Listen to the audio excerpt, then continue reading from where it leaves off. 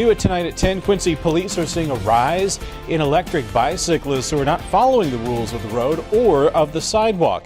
WGEM's Zeke Shapiro spoke with law enforcement earlier today to find out exactly how you can stay safe.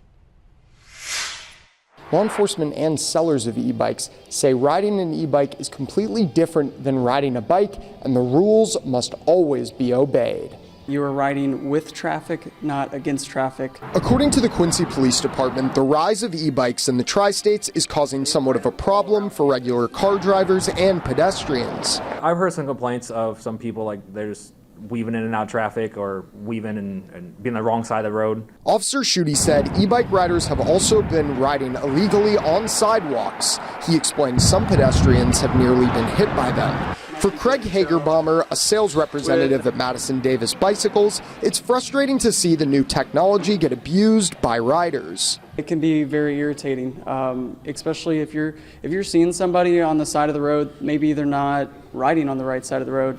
It's always good maybe to have a conversation with them. Hagerbommer says some riders push the limits on the new age technology of the bikes, and there are certainly some major differences between old school bikes and electronic ones. Some e-bikes have throttles, so that means they wouldn't have to pedal the bike.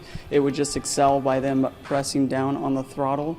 He said some can go well over 20 or in some cases even 30 miles per hour. Law enforcement says speed is one of the biggest factors in potential e-bike crashes. It's very important in denoting that how fast the bikes are going. But there are safety measures in place, starting with what law enforcement and e-bike experts say is the most important safety measure: putting on a helmet. Next thing I'd probably say is lights, headlight, tail light, just so then that drivers are aware of you. Hagerbommer says learning how to use the turn signal lights on the bikes is also important.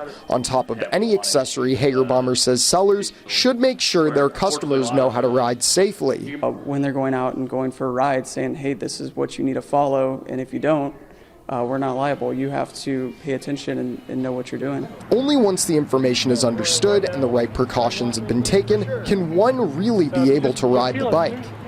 But once a rider is on the road, experts and law enforcement say if you ever want to push the limits, understand that although it may be electric, it's still technically a bike. It's a bicycle and it handles like one, so you have to be really careful as far as picking up too much speed and losing control. Craig Hagerbommer says he wants to work with law enforcement to make sure that the proper safety measures are taken.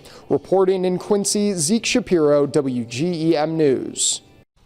And he also explained that more and more e-bikes are being sold. He said he personally sells 5 to 10 of them per week.